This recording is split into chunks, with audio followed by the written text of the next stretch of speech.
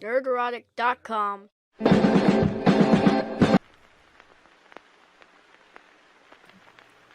Sorry, I was sharing. I was sharing that we're going live. I'm doing it now. We're doing it now. It's still like, yeah, we don't have X-Ray Girl doing this till next We're going month. live. So next month? Is that when she starts? Yes, September. Oh, thank God. I don't have to do this shit anymore. So I can just go live and be a prima donna and just kind of show up with my coffee. Just a diva, you know. Why am I doing my own? I'm an influencer. Socials? I'm influencing you. No, not really. That's fucking terrible. I hate that fucking label. If I start playing like everywhere techno music in the background, going beep a doop boop a doop, I'm an influencer. Yeah, shoot me. Doing TikToks and shorts and stuff. No thanks. Welcome to the Nerdrotic Nooner, everybody. My name is Gary Beekler. I come to you from Nerdrotic.com, and we are here every hump day to talk to two great guys. One of them is Chris Gore from Phil Threat. You might know him from G4. He's got a doc coming out called Attack the Doc, which is damn good. How you doing, buddy? Doc. Thank you. Thank you, sir. Off. Hello. Awesome. How are you? I'm doing good, man. Gary, it took me a week to recover from Comic-Con. And then you went to Anime Matsuri. Look at that. It's crazy. Back-to-back trips. Yeah. Nuts. Oh, is this a Yara animation? Holy shit. Hang on. Someone's already doing a Yara animation. What? Oh my God. What is going on here? Look at this. Whoa. Nice. That is awesome. That is nice. That is very well done. Fucking awesome. Well done. Hail Yeah. Eric July. Holy shit. Inspiring so many people. I love to see it. Oh, dude, it's nuts. It's by far the biggest comic book news during Comic-Con was Eric July. No question at all. And the only energy behind a comic book. How much mainstream press did Eric get? Fox News. That was it. Well, okay, that's pretty good. But I'm saying like the mainstream comic outlets that should be talking. Yeah, zero. Yeah. Zero. How is that? You're not doing. Ultimately, you're not doing your job. Yeah. If you're not covering what is the biggest story. I mean, will it end up being? I don't know what the record is. Will it end up being the record, the world's record for the biggest, largest amount of money raised for a comic book? I for believe an independent comic book. Independent comic book. I think it's got a ways to go. Okay. I think there's one that was like huge. I can't remember. Help me out, chat. But it could be. I think eventually it could be. And you're absolutely right. It's just the media exposing themselves for what they are, partisan dicks. You know, like comic book media is always like, we're about the indie publisher. Oh, are you now? Are you? We're about black voices and marginalized voices. Well, for one thing, Eric July is not marginalized. So there you go. They're full of shit. They're liars and they're not doing their job. And that's why their job will be going away soon. And it's their own fucking fault. And I won't feel sorry for you. And yeah, I might smirk just like that SJW smirk if they lose their job. Because we've been trying to fucking warn you for 4 years. And we were nice about it. At least I was. I was like, hey, you know, why don't you guys like break from the narrative? Break from the narrative. You might find you do pretty well. And none of them would do it. Yeah, well, it went from those mattered more. It went from, hey guys, fix these things that we love. We'll pay you money to watch them if they're good. We want to do it. To, okay, well, you can just crash and burn and we'll just make our own stuff. Yep. And speaking of, before we get to that, hi, Quarterback Garrett. How are you? Hey, I'm doing good, man. I'm just soaking in all this greatness that's happening right now. Holy shit, it's crazy. So as Eric Batgirl's canceled, it's great. We will win. Batgirl was canceled when we were like live on the air yesterday for the real BBC. I could not believe it when I heard it. I was like, what? Yeah. So we reached out to somebody to somebody working on the film, and they confirmed it. A Critical Drinker confirmed it too. Grace Randolph did not.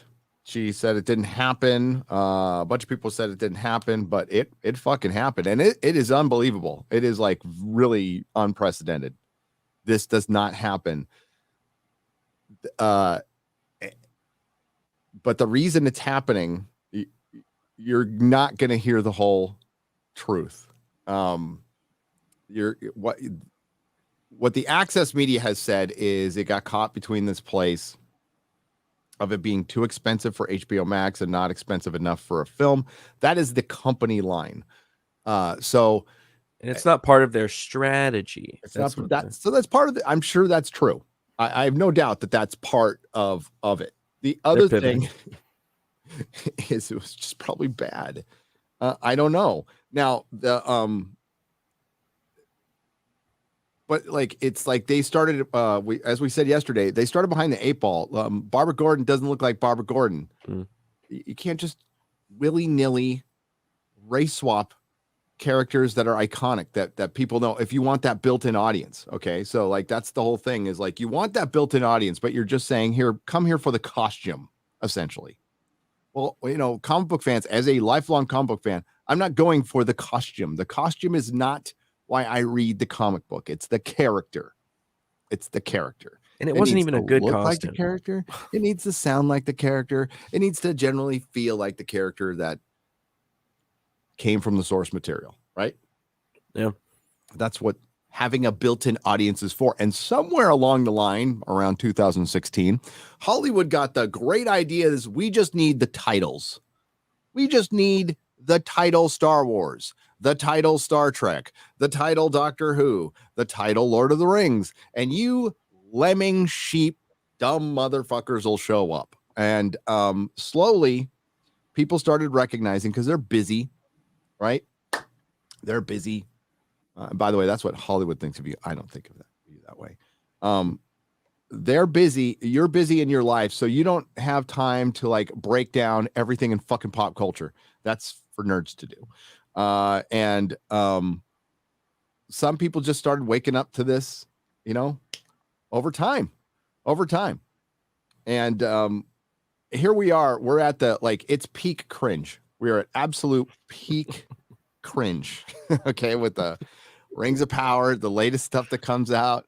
What I'm hearing from House of the Dragon, which we'll talk a little bit about, but mainly like Batgirl. This is like a shot heard round Hollywood. And some people are peed in their pants a little bit over this. They did. Because if they can do it to that movie, well, shit, what about my little series that just got greenlit? That's practically ESG, the TV show. I think it's the start of something. You're never going to hear the truth on it, though. And the truth of the matter is Hollywood got really fucking woke. And without venture capital money and a good economy, they can't support this shit. They actually have to be good. They have to respect the paying customer. And they need your money. Ultimately, they need your money. We finally got to that point. We knew it was going to come, though. Like it's been building for a long time. Everybody's called it.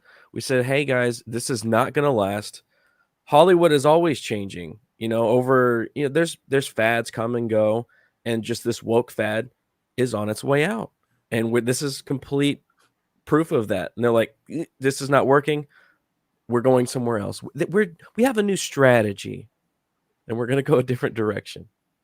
There's always other factors. It's not, I've always said it's the woke is like the foundation built in sand, right? It's just not sturdy. It's not anything you can build anything on. But there's also the other factors of movie making, which is egos, money, unforeseen events. An actor's girlfriend breaks up with him and he goes on a drug bender. I mean, there's all that too, right, Chris? So what's your thoughts on this, Chris, when you first heard this? I think it's a good move. I think it's a good move and a positive move and like a Hollywood waking up. I mean, this is basically ringing the bell like, hey, look what's at the top of the box office. Top Gun Maverick. And by a wide margin to everything beneath it for the year. And it's still in theaters. You can still go see Top Gun Maverick. traditional blockbusters, people want them, crave them, and I think the sort of day of the woke nonsense is over. Although Marvel just released on the YouTube channel a short promo announcing the date for She-Hulk, which is August 18th. And in the title at the beginning, it says, Must She series, which I think is really My God. My God. Oh, no, they did not. That's on the YouTube. Okay, I'm pulling It's it up on the right YouTube. now. Find it, It please. says- Oh, yeah, that's it's worse like, than our hero. Yeah, they're actually using yeah. it says Must She series. Must she? Yeah, they're actually using that to promote it. But anyway, so I think that first of all, Batgirl just looked terrible. I mean, with all due respect to the filmmakers, I think that it just looked like it was going to be a mess. Also, my understanding is from some people, some friends of mine that have been to test screenings, chronologically speaking, Batgirl is supposed to take place after Flash, right? Because the Flash is how Keaton is brought into whatever the new universe is going DC universe is going to be, and Batgirl, chronologically speaking, was supposed to take place after whatever. I mean, I think it's a good move. I think it's basically look, let's get back to the stuff we know is going to sell, like a Henry Cavill Superman movie. And when I see these annoying idiots, whenever you see the conversation comes up, and it comes up at least a couple times a month, right? Like, there'll be like a Man of Steel or Henry Cavill or Superman. It just, people want that. That's the reason it trends and it's an ongoing conversation. Then you see these idiots that insert themselves in that conversation and say, I just think the Superman story, there's just not a way to, no, I mean, look, Man of Steel with its flaws, I could get into a conversation with Jeremy about that from Geeks and Gamers, but it's still much more interesting movie than a lot of the forgettable Marvel films, right? When you look back, it's like Zack Snyder was aspiring to something. He was beginning something that felt new and a fresh take, and it wasn't fully there yet. And I feel like there's an unmade Man of Steel movie that in the Snyderverse that will be amazing. And also, but this Batgirl news is, I don't think people understand how huge this is, because I wrote a book years ago, not to plug my book. This is like 20 years. It's fine. I'll plug this book. Okay, so I wrote this book for St. Martin's called The 50 Greatest Movies Never Made. It was originally 100 greatest. You can look it up on Amazon. Anyways, that book, it's hard to get now because it's out of print. But the whole book was like these movies that were developed and never got produced, including the Silver Surfer movie. There was a Silver Surfer movie that was developed. A whole bunch of projects that Alfred Hitchcock had developed that never got made. There was a Napoleon movie that Stanley Kubrick was going to make starring Jack Nicholson. Now, these are movies that got developed and then were canceled. A couple of the movies, there was tragedy, like Marilyn Monroe's last film, where she died before it was finished. And, so there's but it's, I can't recall a movie so close to finishing, right? They're in post, it's shot, so close to finishing that now is going to not only not get released theatrically, is not going to be on HBO Max just out of curiosity's sake. To me, it tells me how important they value the brand of DC. And look, I'm a DC guy all the way. I mean, you've had your highs and your lows, but to me, The Dark Knight Returns and Watchmen are two of the greatest seminal milestones in comic book history. And I read those books just to renew my faith in the medium. And that was God, man. I mean, I don't think we would have had the 89 Michael Keaton Batman movie without Frank Miller's. No, it was, I don't know if it was planned that way, but the build up to Batman was unbelievable. It was Star Wars like. Yes. By the time Batman came out, you were there. Every mofo had a Batman shirt. Yeah, everyone. It was the weirdest. And that movie played. This is when movies stayed in theaters a long time. I moved to LA that year, and I remember that it played from when it opened at the Man Chinese, and it played all the way through Christmas. It just was in the theaters for 6 months. Yeah, it was insane. I kind of made the news in San Diego. Oh, you did? I did. That's great. Not by name. Me and my friend, who will be unnamed, we stole every Batman poster at every theater from fucking Chula Vista to Oceanside. Oh, And we good. plastered our fucking walls with it. I hope you And didn't it made the news like all the Batman posters are being stolen. It's like, Who could it yeah, be? That was me. but this is I can't believe how here's the date announcement. I don't know. A must-see series. Oh, No! yeah. Oh my god. And it's like all the some of the shill media out there, some of them are really upset Batgirl got canceled. And listen, as a human being, if you're like working on the project and you were doing your best, like I feel bad for you. I mean, you got paid, but honestly, like this looks terrible. Like, Yeah, this is the studio rolling the bus over you without a fucking doubt. That whatever little butterfly kisses they're giving you, and like, hey, we might like they fucked you over. Okay, but like it really makes them look. This should have never horrible. gone this far. It should have never got this far. And like, Zaslav's gonna look like the dick, but it's Sarnoff, it's all the Emmerich and all these fucking morons who thought it was a good idea to replace Batman and Superman with Supergirl and Batgirl that don't look like Supergirl and Batgirl. That was their fucking genius idea, And I saw Alan Horn and Toby Emmerich produced The Hobbit. I saw their names together, and Alan Horn's back. He's back. 80-year-old Alan Horn is back. And I usually don't get in this executive stuff. Other people can get into that stuff. Yeah. But he was just at Marvel like 4 weeks ago.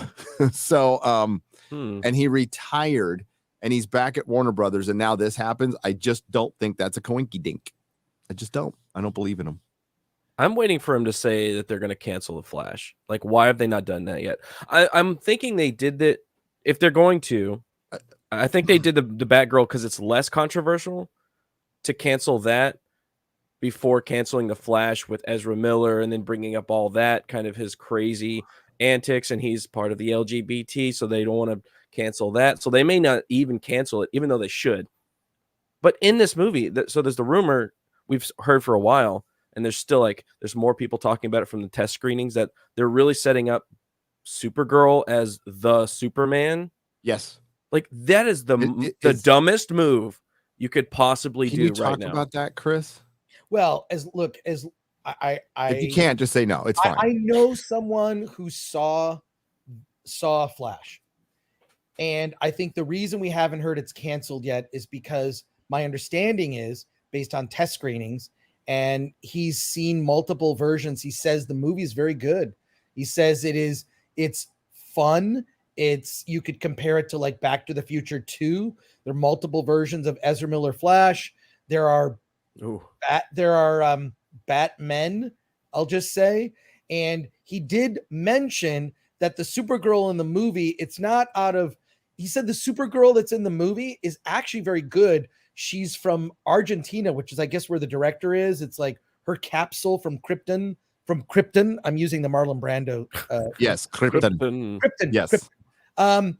Crash landed in Argentina, so she's Argentinian by proxy, I guess. So he said change that your skin played tone? off. What's that? Does it change your skin tone by landing in Argentina? Well, I don't know. That's the way he's playing it. Look, I'm just relaying. That sounds lame. Sorry. Totally fucking lame. I don't know how much I should say.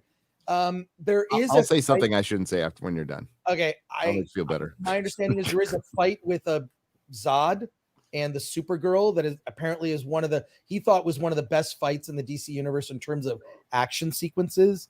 So I think the reason that the Flash isn't canceled is because it's a $200 million plus movie.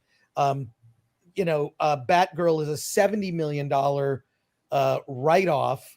And I think that what they looked at is like, that could tarnish the brand. Now, I don't understand why someone from Warner Brothers isn't saying to the representation of Ezra Miller, why the representation of Ezra Miller hasn't dropped him yet. Yep. I can look up on IMDb and find out who reps him, but it's usually all the same people, right? Yep. They go and they package these. So it's like when you get even like the bit players they're like character actors who work at CAA and then Tom Hanks, right? So it's like, that's why you see these movies. There's sort of a sameness about like certain studios because they just hire the same people, right? Yeah.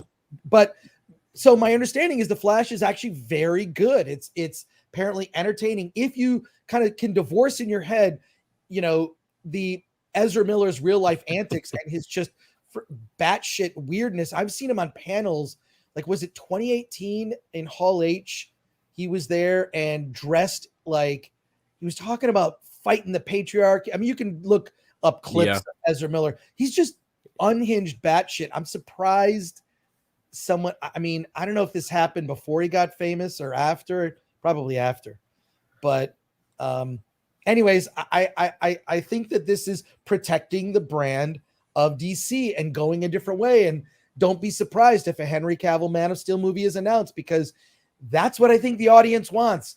Look at the top grossing movies for this year. They're just traditional blockbuster type movies, right? Look at Minions outperforming, all these other animated movies. What do you think of this idea?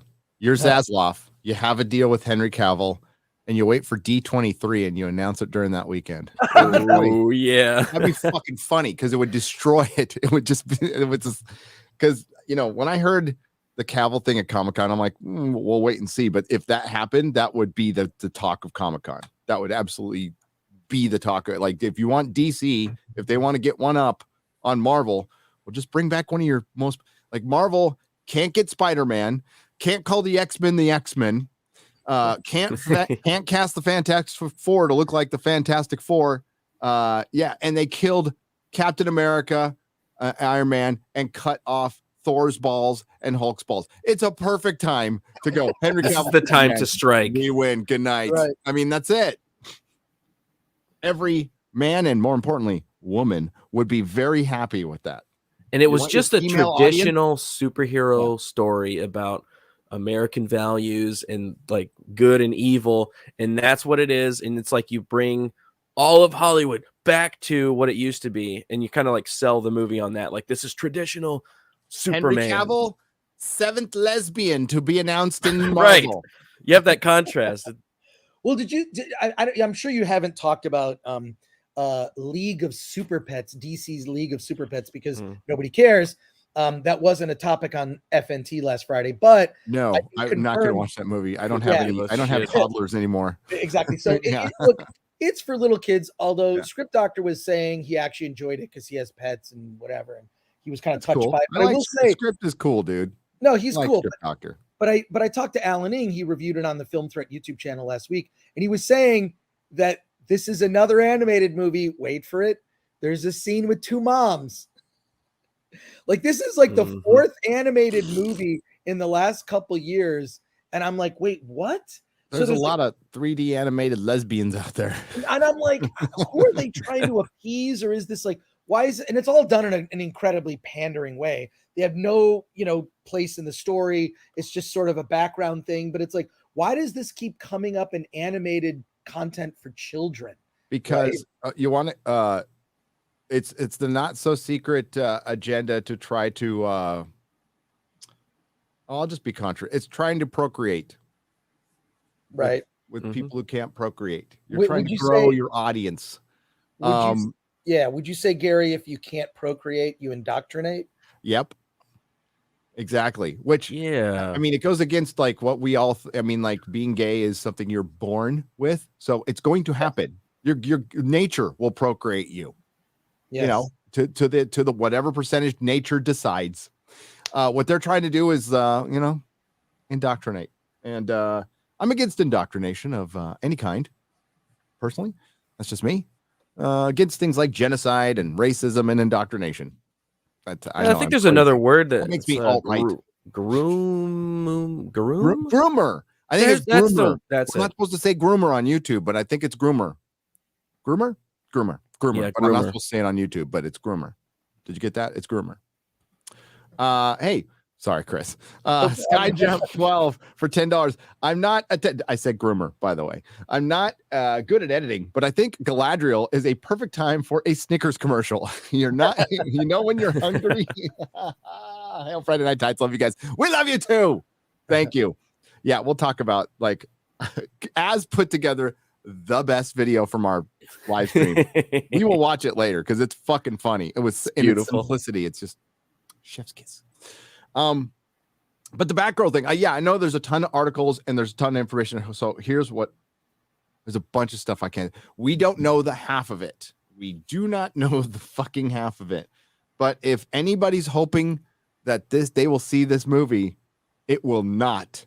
And I repeat, it will not see the light of day if Warner Brothers has anything to do with it.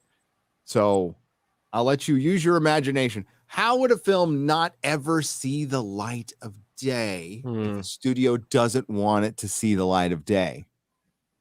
I have no idea. Yeah, because it's kind of hard. It's kind of hard. Like they have a very small, like a window of opportunity to make sure that never sees the light of day. Otherwise, then the internet gets hold of it, and then it sees the light of day. Are they going to burn the print like they did supposedly with the Fantastic Four? Which there is a way to get the Fantastic Four 1994 Roger Corman movie. There's a way to get it on Blu-ray. I used to buy it like occasionally when it was at Comic-Con. You'd see those bootleg dealers. Yeah, you'd see it at cons. I had one. It made the rounds. I mean, you can watch the documentary on it on Prime Video, Doomed. It's a very similar situation. It's a very similar situation. Wow. Okay. Yep. So, we'll find out. And that we're going to find out a lot more. That's going to like make your eyebrows go, what?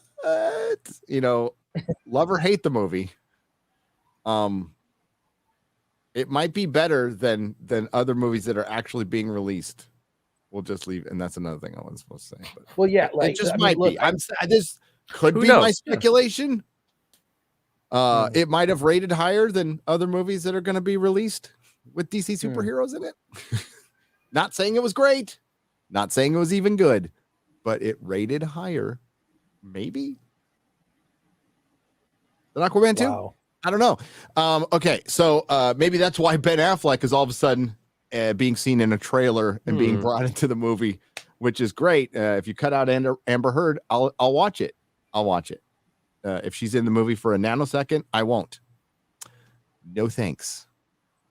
Fuck that bitch. $50 from Nick Decker. Thank you. Hail, fellas. Read an article about Andor where adult pretender Fiona Shaw says the show will take a Trumpian, will be a take on a Trumpian world, which reflects how people are losing their rights in the world. Do you mean the rights that we're losing right now under President Joe Biden?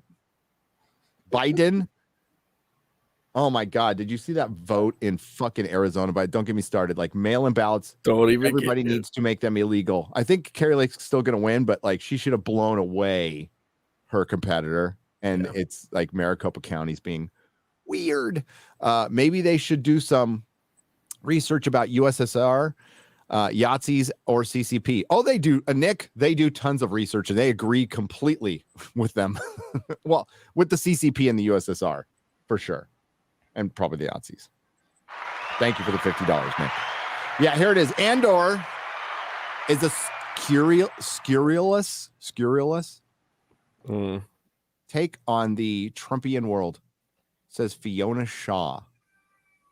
Yeah, pass. I'm gonna go ahead and pass on that.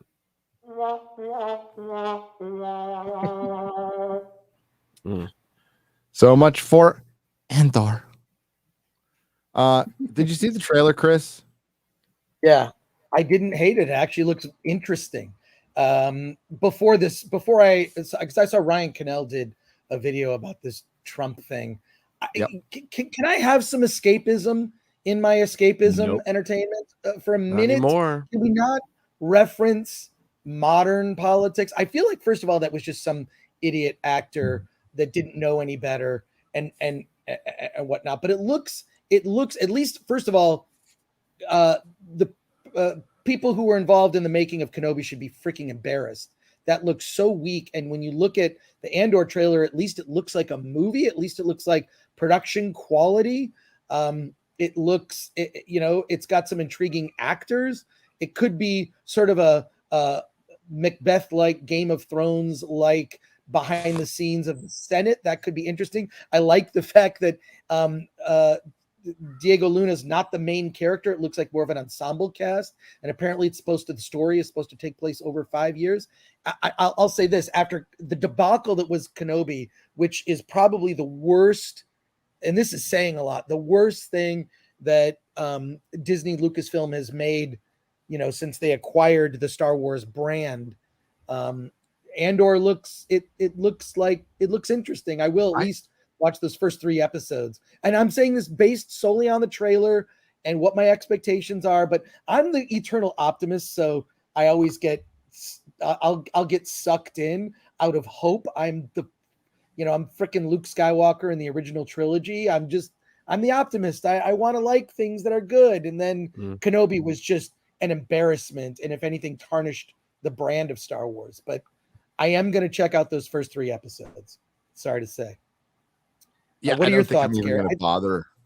I mean, like, You're not gonna bother? unless it really is like a full-on like Trumpian commentary, that now I'm like, okay, I'll go check in to see if it's that bad. But other than that, like, I don't think you're far from being. I can't disagree with you, Chris Gore. I mean, Yes. Last Jedi was fucking bad. I think Obi-Wan was just as bad. I do think it was just as bad. I do. Yeah. Because Darth Vader, they made Darth Vader a fucking moron. And like, ain't that as bad as fucking with Luke? If you want to get close to fucking with Luke and Han, like making Darth Vader and Obi-Wan a moron, you did it every again. single one of our loved characters. Oops. They're all morons now. They did it again. I don't know why anybody would want to go back. There's still people who do, but I think that number will be very small. I think it's gonna. I mean, this is the long. I mean, we're well into it, by the way. Like, the Obi-Wan show should have been the biggest fucking thing this year. Yeah. Right. Yes. Like, it honestly in the top 2. It's a Star Wars property with Obi-Wan and Darth Vader. It had no business being beaten by Scientologist Tom Cruise with his 36-year-old sequel, or a Johnny Depp Amber Heard trial, or Stranger Things, which was a million times better, and still talked about and beloved, and people love this character Eddie, and like people are still talking. So it's Still clearly talking a about popular thing, yes, amongst the general peoples. I just saw a good super chat. Hang on, let's see if I can find it again. It was here. They were talking about the Batgirl cancellation and how all eyes are on Flash and how fucking hilarious that is. Give me just a moment. While you're searching for that, I'm going to bring this up. It's the Empire cover for their Game of Thrones House of the Dragon. Yeah, Chris, did you care about Game of Thrones? Were you a Game of Thrones fan at all? I was a casual fan of Game of Thrones. It seemed like every friend of mine loved it and was into it and read the books. So I got sucked in. I watched the first few seasons, fell off, caught up. I was not a super, but like there are episodes of that show that are some of among the greatest television ever made, in my opinion. And then it just ended. It sort of it's like they pulled the Band-Aid off. I don't know. It seemed to, and then of course all this, I mean, I only know a lot of this stuff from watching you, the George R.R. Martin, like not finishing the books and not caring and just getting more and more. I think he sort of fell into like getting caught up in his own fame, but yeah, no, I when it was good, I was there, but and what's interesting, and you've mentioned this too, it was one of those things you had to watch it or it was going to get spoiled because it was Sunday night. Mm-hmm. That was the show everybody watched. It was an event. It was an event, and I can't think of any television since that has reached that kind of height. I mean, maybe certain, but I mean, and then this goes down to the like, do you drop everything or do you go week to week, and then the week to week, the stupid thing that Disney does, which they still haven't figured out, like dropping it at like midnight Pacific time is like Yeah. a really stupid. Why did they do that? I don't Why know. isn't it like 7 p.m. across all time zones or whatever, make it a certain time on a certain day? How is this not something that's even a discussion at their at the company? Like, let's just drop it. It's the same time across continental US, right? Yeah, it's mind-boggling, right? So it's really easy to think about like how they can fuck up superhero stuff when they can't even like release their shows and when they can't even decide like Right. their big idea was let's release it when the least amount of people are going to watch. Genius. It's like what? So Game of Thrones already I think is ahead of I think House of the Dragon, it will be ahead of Rings of Power just because it's based on people missing Game of Thrones and it's going to be on Sunday. It's going to be on Sunday at 6 p.m. Pacific time, 9 p.m. Eastern. Trying to cultivate that Game of Thrones hype again. Yep. Yeah. Is it going to be woke? It sounds kind of like it's going to be woke. And yeah. I know like the Preston Jacobs of the world don't understand that. Well, that's because he's a fucking crazy leftist. But the reason he doesn't understand that is you can have George's themes that we've all read, by the way, all the centrist or libertarian or Republican readers of George R. R. Martin understand. It's not like we're like, as he likes to think, summer chads or whatever who don't understand what we're reading. We completely understand what we're reading. But George presents things in a very historical, different, practical manner where he doesn't like give too much plot armor. He like the women are just as bad as the men. Basically, nobody's really good. And what the show is going to do, it's going to lean way into the feminist politics of it, which are there, but by the end of the story, the women are fucking horrible people. They're terrible. They are the villains of the fucking story. Okay. And one gets fed to a dragon. Equality. He gets the equality stuff. Yes.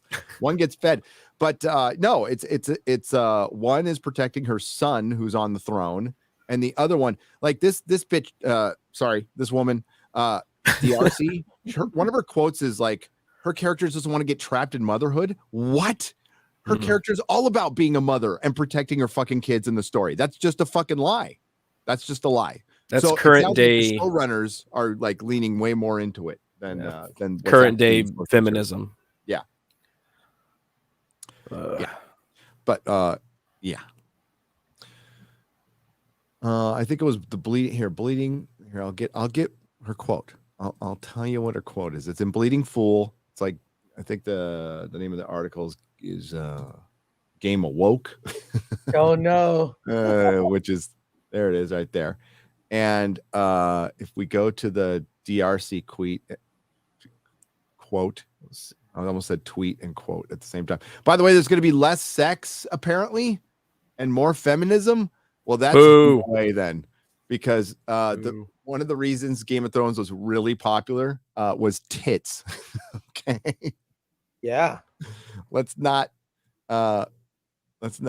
even consider that. It was the tits, it was the dragons, it was the ice zombies, and it was the politics. All right, in that order. And we're not going to get any of those, man. We're not. Okay, so yeah, I always found myself both pulled and replied by the masculine. Oh yeah, she's she identifies as non-binary, blah blah blah. It's just a fucking trend. Here. Oh, she's terrified. Okay, so DRC, who identifies as non-binary, uses the pronouns they, them in real life. It's not real life. If you're using pronouns they, them, you're not multiple people. You're a person, you're a girl, you're a woman. Is one of the contenders. The character, according to DRC, is terrified of being locked into motherhood. That is not that character. That is not Princess Rhaenys Targaryen. She has multiple sons. She gets really pissed off when they're called bastards. And yeah, it's because they are, by the way, because she marries a gay guy.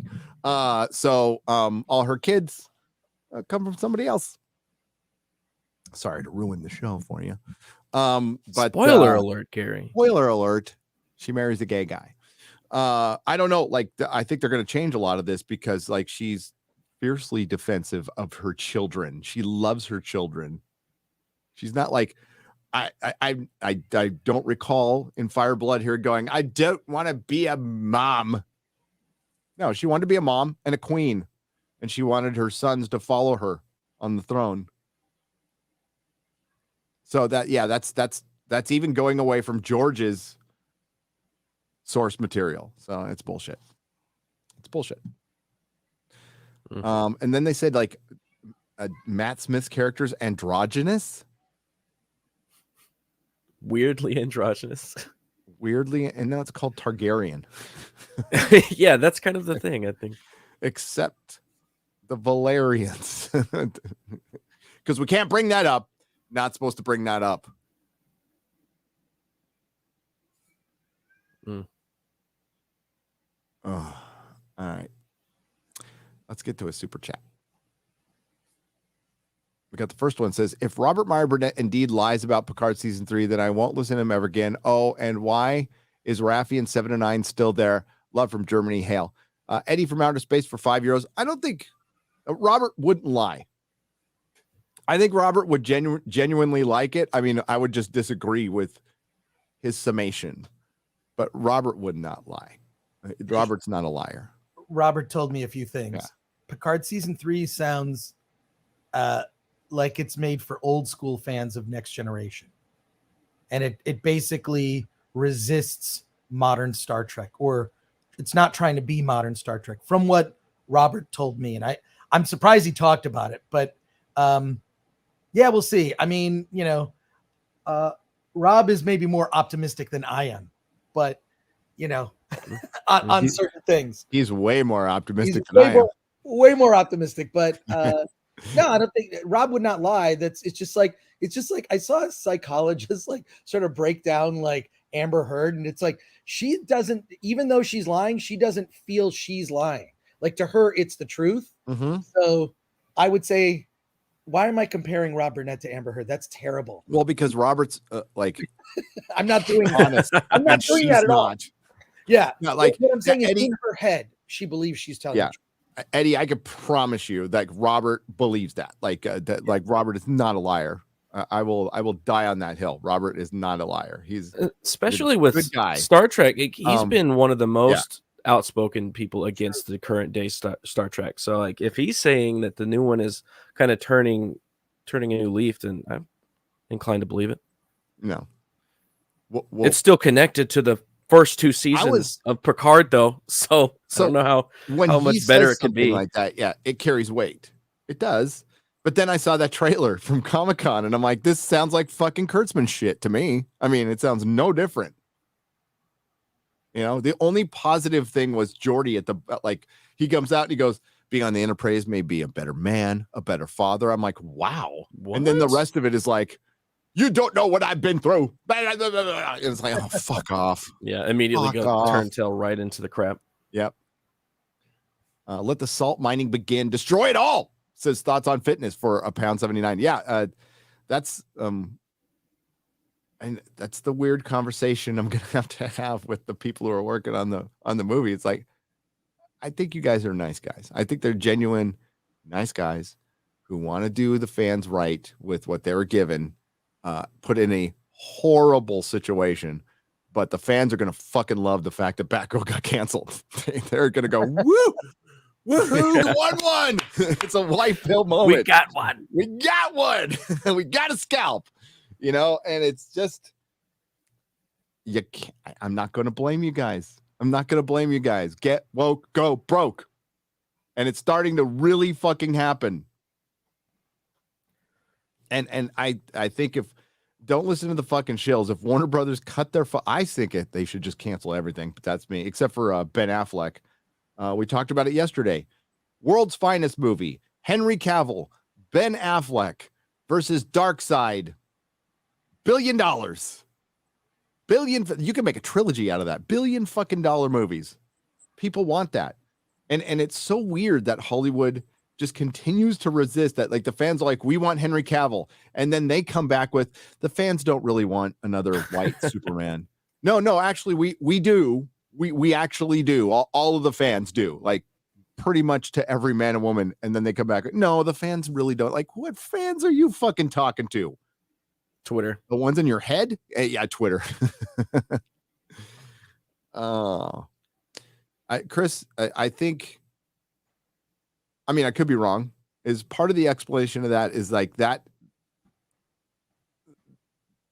Hollywood generally doesn't listen to the fans anyway, but you also have to go through so many layers of people to get that decision made. It's too many cooks. It's that is the answer. And the whole thing is just to the filmmakers, I believe, that succeed, having seen especially a lot of people come from their indie roots, like a James Gunn or a Christopher Nolan, came from humble, small indie beginnings and kind of still kept that way of making movies and just ignored the bullshit. I mean, one thing I always admired about Christopher Nolan, he I don't know, this may have changed. He didn't have a smartphone, didn't have a cell phone. It was just like, he just like, I don't want the distraction, right? Christopher Nolan is not on social media, has no social media accounts. He ignores that. He stays focused on what he's supposed to do. And I feel like they're just, I see them in Hollywood, these people that are constantly climbers. I call them climbers, constantly angling for power or playing favor. It's not unlike Game of Thrones, maybe with less blood, but yeah, so people get caught up in that. And then, you know, people get caught up in the noting, you know, getting notes. And some people are really good at just resisting that, you know, at like a James Gunn, maybe compromising on some things, but not others, and just letting him be him. It's just, you know, I don't know. And then there are other filmmakers that are just, you know, I would describe as journeyman directors, whether male or female, just a craftsperson that's like, sure, whatever you say. That's mostly in the world of television. But I think but there's just so much nonsense and distraction in this industry that has nothing to do with making movies. Aside from the fact that like even production is, you know, bogged down with like several new things that just everything from like COVID protocols to intimacy coordinators to equity and like all these jobs. Those jobs have nothing to do with making a good film. They have nothing to do with making a good film. They have to do with virtue signaling, and they have to do with, you know, I think it's a grift on the medical industry. Yeah.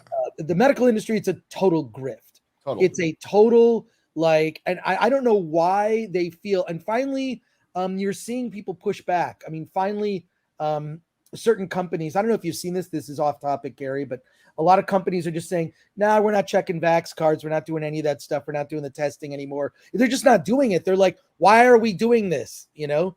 And they're not doing those. It doesn't hurt that there's been a couple of class action lawsuits that just have not been reported that were very successful. That were like, yeah, you you know, violated human rights. You're going to lose money. And all the companies all of a sudden went, we don't need fax. Those fax cards are unconstitutional. Yeah. You know, it's amazing how that changes. Exactly. So yeah, I know. I think it's really the secret is just avoiding the distraction of this industry and just staying focused, keeping your eyes on the prize, I think. But the problem is there's also like, especially in the corporate studio world, there's just too many cooks and too many, and this is why movies sort of inched north of 2 hours to like 220 when they don't need to be 220. No. I mean, I haven't seen Bullet Train yet. It looks kind of fun. I like Brad Pitt. I'll admit, I'm going to see it tomorrow because I want to see a good, fun action movie that's not woke and whatever. But a friend of mine who saw it, it's like, it's 15 minutes too long. It's people fighting for like, well, and I've seen it. It's just like, oh, people fighting for like, I got my little win. I got my scene in, or they didn't cut this or whatever because of, you know, there's just so much nonsense and so much like middle management in the studio system. That they're just people that just they contribute nothing. And I think the filmmakers that succeed are the ones that know how to ignore those people or make them feel heard, but do nothing, but take none of their suggestions. Does that make sense? Yeah. I think that's kind of like the kind of thing Jar Jar Abrams is like excels at. Like, right. like Yeah. really just pretending to listen to people and then not doing anything. I think he's just like Right. the ultimate bullshit artist. I think That's he's true. the least talented person in Hollywood. I would think agree. Quarterback Garrett could direct a movie better than Jar Jar Abrams tomorrow. Okay. With no money. And he ruined Star Wars. He He did. ruined Star Wars. I'm sorry. That first movie ruined it. There was no Yep. coming back from the way Han Solo was killed. F that. Oh my God, this is why I love you. Like everybody was like, "Hey, Rian Johnson's an asshole too," but I was like, "Nope, Jar Jar's the guy who started this. Jar Jar did it. Yeah. It's him." There's him. just, it's not, you don't take a legacy character and off him that way. No. I mean, it's so, I just remember sitting there like, am I the only one that's pissed off about this? One, that the character was killed, but one, the way the character was killed was just, it was insulting. I could teach a class on just that scene, and I'm just so angry about it. So whatever. Fuck. Yeah, It's all dead now. You're right. Like that's a scene that requires a thing called setup. We need to show Han Solo and Son maybe together at one point. Right. But the only time you saw them together is when he killed them. There's no setup for that scene, so it's fake drama scene. That's all it is. So it feels hollow because it is. Yeah. And it was stupid. Han Solo's not dumb. He's not fucking dumb. He would not walk right into that. Ugh. Right. It's the same move he did with Khan. Whenever I'm Khan. It's like, yeah, we all know that's what you were trying to do. And it was lame. It was fucking lame. So hey y'all, any of you dudes familiar with the iFanboy podcast? I'm only by hearing of it. Also, Gary, did you know Ron Richards in San Francisco? I did not. I knew of him. I knew when he got when he left Image. But that was it. That was way back. Did you but iFanboy podcast has been around for a while, and I can't say I've listened to like a nanosecond of it. Have any of you? No. It's an old school podcast. Sorry. Yeah, I was in San Francisco. I ran into a lot of people. My customers I'll remember, but like occasional running across people at Comic-Cons. Oh God, how many Comic-Cons have I been to? Over 100. Well over 100 Comic-Cons. If you count WonderCons, LA Comic-Cons, Wizard Worlds, San Diego Comic-Cons. Wizard World was awesome. Yeah, it was. It gave you more like if you had the money, you would go to Wizard World and you would get your Captain America, Death of Captain America CGC like cover, which I still have. And I got it signed by Stan Lee. Yeah. Nice. I'm not. I read that one. Hi, fellas. Read an article. I read that one too. Berserk was highest funded at 1.4 million. Oh, well then if Berserk was the highest funded one, then Eric destroyed it. Eric destroyed it. Handily. And then Eric July is the highest grossing independent comic book ever. That would be something else. And like I said yesterday, poor Eric. I mean, he's going to handle this. I mean, he's the best person to handle this, by the way. But it's just his success has brought the knives out. It just does. The expected and he was knives prepared. The other ones. Yeah, He was prepared for it. he was. He knew it was It's gonna happen. like I said yesterday, disappointing, but not surprising. Yeah. JWT 6577 for $5. Don't believe even for a second this is a sign they're turning away from the agenda. That would be a huge mistake. It's not all turning away from the agenda. No, I wouldn't call it turning it away from the agenda. I would coming to the reality that their agenda ain't selling. I don't think they're turning away. I don't think Zaslav is like a Trump supporter. Okay. I don't think he is. He might be, but I just don't think he is. And I don't think he's like secretly going, get woke, go broke, get woke, go broke, just fucking breaking off woke shit with his woke shit list. I just don't think that's part of it. I think they've just come to a reality that the woke shit got out of fucking control. And like people who have no business making comic book movie decisions. We're making them just willy-nilly based completely on identity politics. Like, we need a Hispanic woman. Let's make her Batgirl. I mean, that's it. That's how much thought went into it. Checkbox. That's what it was. And every single piece of product that's come out in the last few years, checkbox. Every checkbox, redhead, and it doesn't make quite as much money as it could. This is the redheads getting one back. This is those soulless gingers getting one back. That's one for us. Yes. Well, I mean, Gary, at this point, we're never going to see a screen accurate Carrie Kelly Robin. No. Isn't there a Carrie Kelly Yeah, Robin she's gone that too. like they did a typical? It's just like, she's. I mean, like, it's freaking annoying. It's everything from Jimmy Olsen to Carrie Kelly. It's lazy to me. It's just like, we'll just replace with someone. What exemplifies the laziness is they always choose black people. It's like, right, every single time. What about an Asian? What about a Filipino there? If you're gonna go that route, like, it's like Hollywood can only do one race at a time. Can only focus. You remember like there was the Stop Asian Hate there for a little while. Yeah, and it was like very focused on that, and then they moved on very quickly. And then they like found out like where the Asian hate was come from. They're like, Black Lives Matter. About that. It's just I never remember. I mean, obviously, Gary, you and I were around in the 90s. I never recall this much division, like at least in the media, in just the pushing of this has not been positive. It just wasn't a discussion. It was just like nobody cared. Not that there weren't problems. I'm not trying to say that, but this was not a constant discussion. And I just wonder, when you look at like, can someone plot for me like woke equals profits? And in terms of, let's take it out, just as it applies to movies or television shows, does that equal profits? Does that equal audience? Does that equal growth? Does that equal, everything hockey sticking in the right way that executives like to see, which is money, audience, whatever? Has that worked? Or has the strategy of calling your audience racist, has that ever worked? Has it, like, if you don't like something, you're a bad person? How about I just don't like it? Can we just agree, like, I don't like that thing, or I plan to not see it? I mean, like, throwing that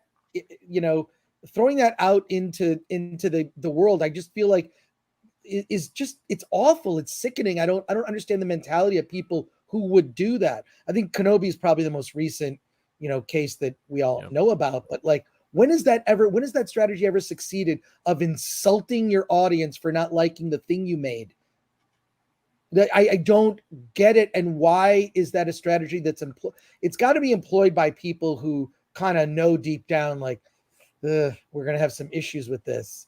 And they're trying to have protective armor. They're trying to shield themselves. They're trying to shield themselves from valid criticism.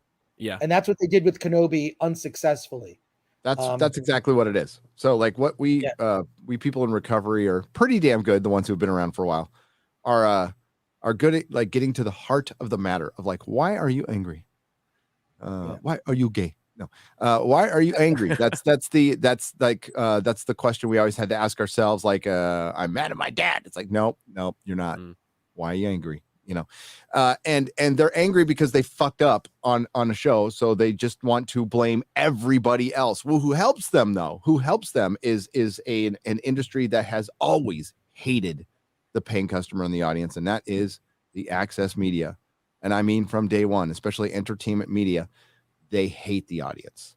They've always hated the audience. So gaslighting creatives to go after the audience, they just get off on it, right? So they're the ones that ask these silly questions. Like, even it's in my video. An access media goes like, they asked Natalie Portman, "How gay is Thor?" And you can tell she's super uncomfortable with the question. She's like, blah, blah, blah. I'm glad that you that's see how it I'm that supposed to way. answer it. It's a way of the access media asserting power because they have none. They have no power, but the studios have given them so much fucking power, like over the years, power that was never earned, by the way, that they've fell into this like woke trap. I fully believe most people in Hollywood are well, especially actors, are just NPCs. You can fill their head with anything you want to. Right. They'll just repeat it.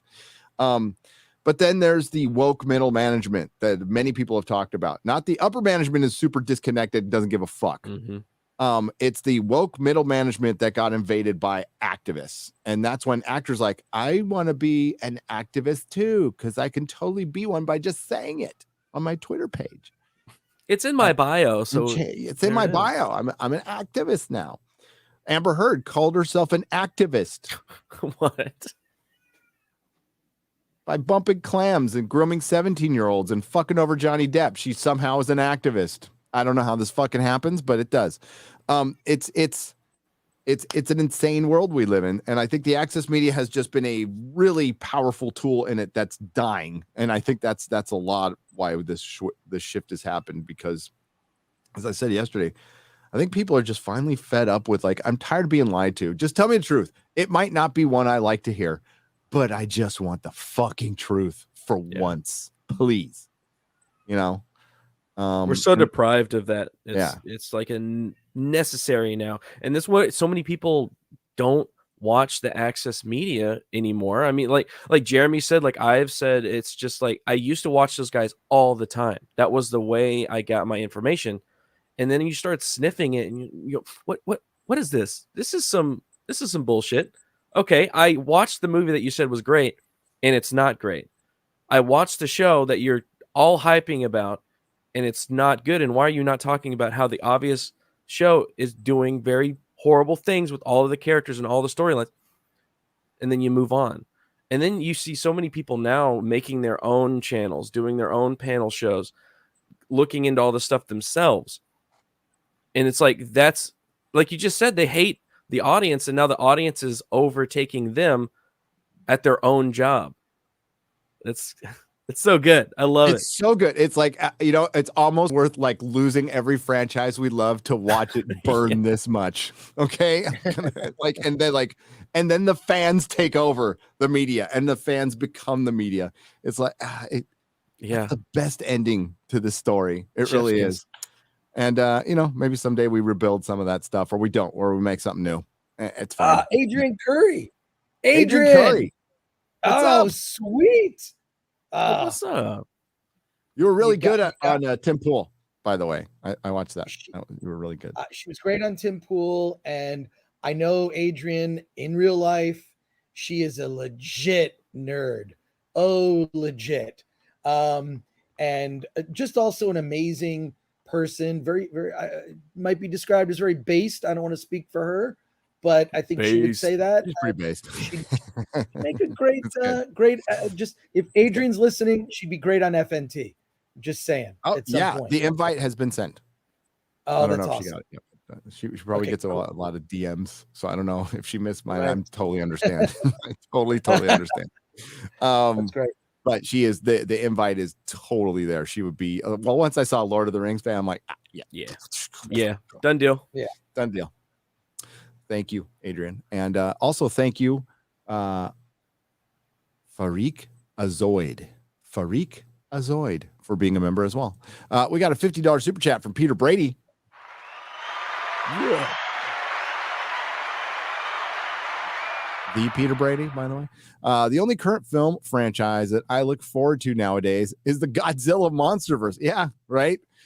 Which still has way too many people. I think it was just fucking too many humans, man. Yeah, I don't need humans in that. Which seems to me to give fans what they want to see. Hail to the Fellowship. That is true, though, and hail to you. Sorry, I gotta hit that cough button. It's the leftover COVIDs. I'm sorry. Lingering around. Yeah, dude. It's like I'm at 99.5%. Like I'm going to the gym today for the first time. I've missed the gym. Yeah. Gonna listen to some. That's how you blow all the COVID out, is go back to the gym. Go back to the gym, put on some Manowar. Yeah. Yeah. Author Stephen Walton says, hail to the chat. What's up, Stephen? How are you, buddy? Hope you're doing good. Thank you for the $2. I appreciate it. Yeah. So Rings of Power. So we talk, okay, Batgirl, like there'll be more on that. I just don't know what I'm supposed to. I have never been told I cannot talk about stuff. Nobody's ever asked me to do that. The reason I've been kind of coy is I really don't want these guys to get in trouble because they're nice, right? So like, Warner Brothers banned me from their studio. I don't know if it was a clerical error or whatever, but I was supposed to go on a tour and they wouldn't let me in. Okay. So I don't want real, Gary? This is for real. Yeah. I was like quiet Jeez. about it, but like, I don't have to be quiet about that. It happened a year ago. Yeah. And I've been totally loud on the Hulu studio and, which was the old Fox one. Right. So it doesn't make any sense. I was held up at Lucas, at Skywalker Ranch. This is back before I was YouTubing, and at my first year at the comic store, which was really weird. So I assumed it was my felony that held me up. Like I almost didn't get in, but then I eventually did get in. But I had to wait an hour to get on Skywalker Ranch. So maybe it was that. I don't know. But I just thought it was coincidental because it wasn't too long after the Zack Snyder incident with Geeks and Gamers, and went up for a tour and wasn't allowed in. So I'm like, So like that's why I don't want to get these guys in trouble for reaching out and trying to reach across and like understand what's going on. Right. That was the initial, they reached out because like I normally don't do this. I don't have insiders everywhere and none of that stuff. And I don't care. But they were like really cool and had a long conversation. And I just don't want to get him in trouble. So I'll find out. But it's a mess. It is a mess, but the fans are, at least the ones around these parts, are really happy. They're like, oh my God, it's like been like a party. When it started happening, I don't think I've gotten that many messages. It was crazy. Ubu Roy for 20 euros. Which are now worth as much as $1. I'm sorry. Thanks, Biden. I remember corporate social responsibility being a thing in the early 2000s. Then came the financial crisis of 2008. Oh, I won't forget that. And I started hearing a lot less about it. During a recession, wokeness is something companies cannot afford. You are correct. Yep. Wokeness is a luxury. It's a luxury item. It's when the economy is good. That's why you hear it the most usually when, at least recently, when there was a Republican president named Trump. 2019 economy was the best I've ever seen. My wife's salon was doing the best it had ever done. YouTube channel was doing pretty good. Hey, I heard that we have the best economy in history right now. So, and whenever I go and check the Wikipedia, it's recession isn't even the same thing anymore. So you got to get up to date. Okay. Yeah, totally. And like a year later, after my wife's, I'm sorry to harp on this, but I'm going to harp on it. I'm never going to, never forget on this one. And probably the reason I'll never vote for a Democrat ever. No, I don't think I've maybe voted for 2 in my life, but it will never happen again. Just, it won't. Because after my wife's best year ever, she was out of business thanks to COVID. Fuckers. Fuck off. Speaking of which, for $5. How did you even get that? How did you make How did you do that? That is great. I am impressed. Perfect timing. But they released the Flash just to get some cash back. I think they do. Then they will scrap it and possibly file insurance claim because of Ezra. Ooh, can they do that? That's they a can plan. do that. Can they do that, Chris? I've never heard of that. I mean, never heard of that. No. I mean, well, wait, it's happened when actors have died, but this is not that. I don't know. It'd be a hard argument to make. Also, I don't think that story's over. I think that It's still percolating. And also, who was maybe just thinking like outside the box here, like maybe they actually secretly are like, oh, this is great. Everyone's going to want to see the Flash movie, right?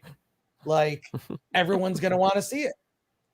Like, remember when Sony shelved that movie, that Seth Rogen movie with James Franco, where they basically the interview. go to North Korea, and they just, you know, because of the hack, because of the hack or whatever, and it came to like very so limited release in theaters. I remember buying it just because I wanted to see it. You could rent it or whatever, and it was okay. It wasn't. I mean, it was. Yeah, it was not. Political. It was okay. But like the hype behind that made it something. And there's, I mean, who's not going to be interested in seeing, you know, Aquaman 2, how they fix it, right? Like, I feel like what they do, this sounds crazy.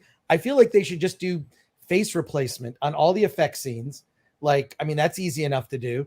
And then you just shoot insert shots of a new actress. That's it. That's how you get rid of Amber Heard. You don't completely reshoot every scene. It's not going to be perfect. But they did it with that zombie movie. They cut out Crystalia from that. They did the Zack Snyder one. Yeah, and replaced it with Tig Notaro, and it looked fine. Yeah, they can replace like a 6'4" guy with Tig Notaro. Yeah, they can do it. Yeah. So I'm saying it's possible with Aquaman 2 to save that. Flash, you can't. I mean, he's in the whole movie. How do you do that? Dude, he's multiple parts in the movie. Yeah. There's 2 Ezra Millers, which all over it. Like 2 reasons never to watch it. But you know, if you're going to time something about that film in terms of like rehabilitating him, I wouldn't do it now. I would do it like a little bit before the movie opens, a couple months, and have some sort of look. I think the American public's very forgiving, right? Especially when people, I'm not talking about Twitter, I'm talking about real life, like human beings, yeah, actual human audiences. beings. People who are actually human and have emotions and can empathize. So if he said it in the right way and was just like, I'm going through something or this or drugs, like people have struggles and people, you know, emerge, you know, better for it. You know, I think we've all had our struggles in some way. And Ezra is just in the middle of it. I mean, that crazy thing about the KKK, the stuff that's the hijinks in Hawaii, the like he's his farm with the family in it and guns everywhere. I have no doubt that kid has been passed around Hollywood so much he doesn't know which fucking way is up. That's what I think the sticking point is. Yeah. I think that the problem is there's such a history of abuse in Hollywood. And we used to do back in the 90s, we did a column in Film Threat called Tales from the Casting Couch, where we'd interview actors and actresses who had experienced this kind of harassment. But the thing is this, you know, what was really funny was there are a lot of actors that were pissed off at the actors that just played the game because they lost out on parts because they were willing to, like, I'm not willing to do that. Then someone else gets the part. Fuck that. So that was, that's Hollywood though, isn't it? That's Hollywood. And man, yeah. And it's not just acting where that shit happens. It's not like it's fucking editing. Like seriously, it's bad. It's bad. Yeah, it's a horrible business. You hear a lot less of it, almost nothing and less of it. Wait to get out of there. Yeah, oh. yeah. I was there for like a minute, right? And I'm like, oh, selling comic books was so much better. It was so much better. No money in it whatsoever, but it was a better job. We'll find out. They're going to release the movie. I don't think they're going to cancel. Well, I've never thought they would have canceled Batgirl. I just thought that would be insane. That's why it's like when I saw the New York Post put it up, like I wasn't going to immediately poo-poo them like Grace Randolph because they were absolutely right about a laptop. Whose laptop was it? I think it was. Yeah, what was that laptop? Hunter Biden's laptop. That's the one, the president's son. Yep. So I was like, wow. I one day I would like to interview the raccoon living in Grace Randolph's hair because let's get some stories. Why does she look like she just got up and slept? She took a shower, slept on a wet head, got up and made videos for YouTube. Oh, I'm gonna sound super gay right now. Okay, just so Go you right know. ahead. Well, it's her bleaching tone. It's not very good. They're like her stylist is drying her hair completely. Picking up And I know that from my wife. Oh, Like wow. she can get a good, yeah. It's just that her hairstylist sucks. It's like, yeah, she looks like she's wearing like her hair's straw, and it makes her look like she's as old as Barbara Walters. Yeah. Oh She my needs God, some I sound Salon like a Select. bitchy queen now, but it's true. Hey, I know what things like I know what balayage is. All right, so Well, hey, I'm I only got a video for you, I'm dude. only kind of gay. Okay. Are you gay? Oh yeah, dude, you got to play this. It's so good. Salon Selective presents hair so beautiful you feel like you just stepped out of a salon. Salon side. Salon flow. Salon Selective. Introducing Salon Selectives. New from It's so perfect. 4 salon shampoos, 4 salon conditioners. You select the Oh combination my that will give you God. salon beautiful hair. Salon style. Feel salon beautiful every day. Oh, Every I day. said he's gonna do this, and I'm like, do it. Do it. Oh, it's so good. That's probably some of his best work right Perfect. Oh, that's as Salon that. Selection. Can we pause for a moment and recognize Kevin Bacon's new hit horror movie, They Them? Critics say it's the most chilling horror yet. Oh, is it out? Is it No. actually out? No, it's not No. out. Twitter But, for Oh God. some indie film news. I saw Bodies last night. How was that? Piece of shit. Oh wow. It's Oh. it's the worst movie of the year. Really? What's his name from SNL's in that movie? It's terrible. It's a bunch of Pete Davidson. Yeah. Pete Davidson, yeah. It's a bunch of Gen Z kids that are like rich, and they go to this mansion to kind of hang out during a hurricane, and somebody gets killed, and it's Bodies is just awful. But it's got a good They Them. Yeah, I saw the trailer for it. It looks What's on bad. Peacock? Day after tomorrow. There you go. Well, yeah. Do Oddly, you have though, Peacock? I don't even have Peacock. Yeah. I don't even. I think Peacock is free. Actually, it's just Is free it? with that. God, Free I with hope that, so with yeah. that name. Yeah, but apparently, you heard what happened to Peacock, right? Like in second quarter, they neither gained nor lost subscribers. What? How? Yeah, does That's a exactly. win. That's a win They for them. literally didn't gain any new, but didn't lose any. They're just the same. They're saying it's kind of a dead streaming service, but Yeah. I could have told you that God, I before hope they so. even did it. wow.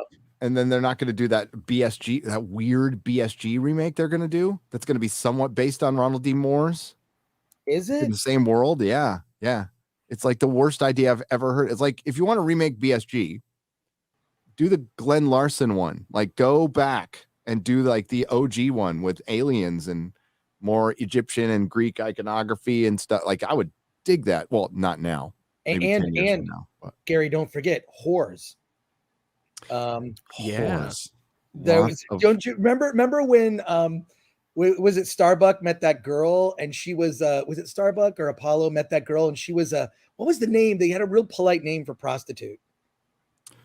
It was intercommunicate or something that was like, like God, what was it? Someone in the chat must know. It was the old school Battlestar Galactica. I saw the movie in theaters in Sense-Around. This was like 79 or something. 78, 79. Anyways, Cassiopeia Cassiopeia. was a Siobhan.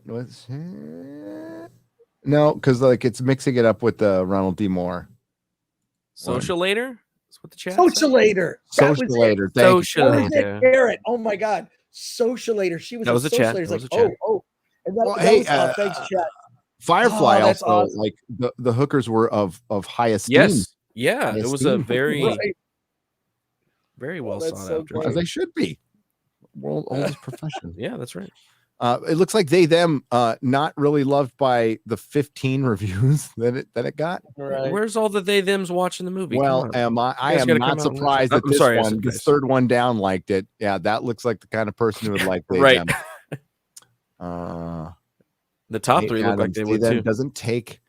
doesn't know which direction it wants to take. A slasher movie, a psychotic thriller about conversion therapy. It tries doing both and never gets the thrills and chills it desperately wants to conjure. Oh, somebody from the era, a top critic.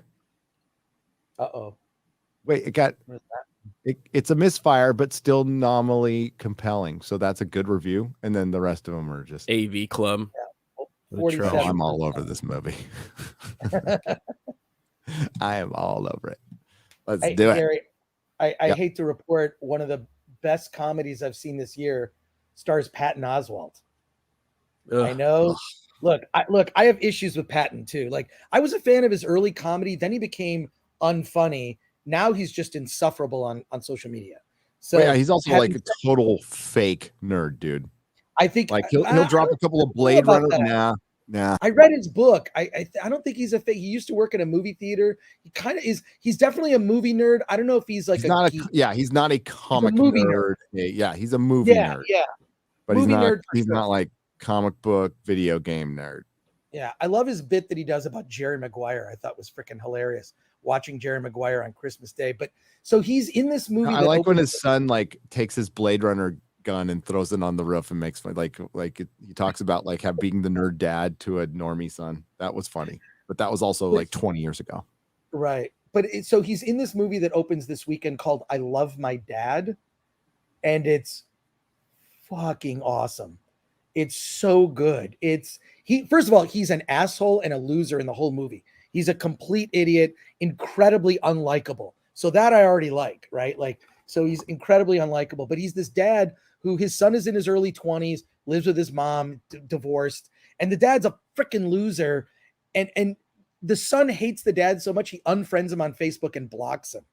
So he creates a fake account of a girl and starts messaging his son as the girl, and the son falls in love with the girl who is his dad. Geez. It's so good. It's so good. I saw it twice. It's awesome. It's really funny. And no, check out the trailer.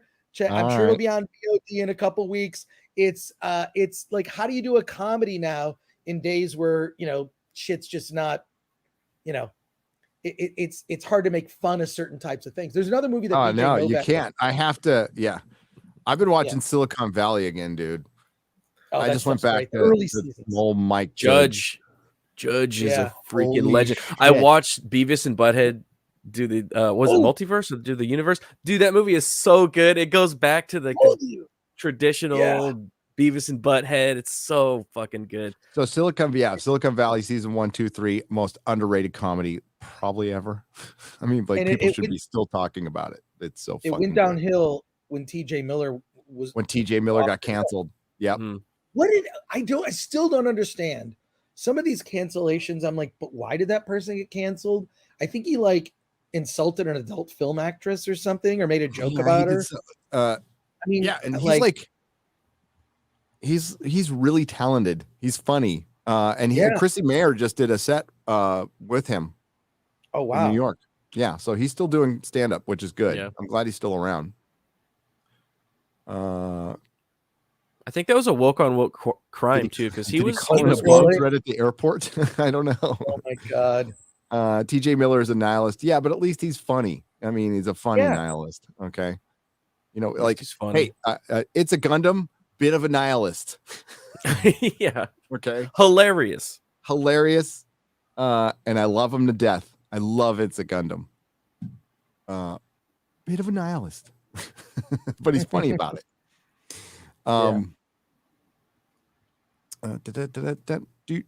Let's be honest. More people found out about Batgirl yesterday than knew it was in production. That's true. Oh god, that's a good point. That is a good point. Fair point. The fake outrage is real. Waiting for outlandish reports about the fans wanting a Snyder Cut production into existence. I got news for you. It's not happening. No, it's not.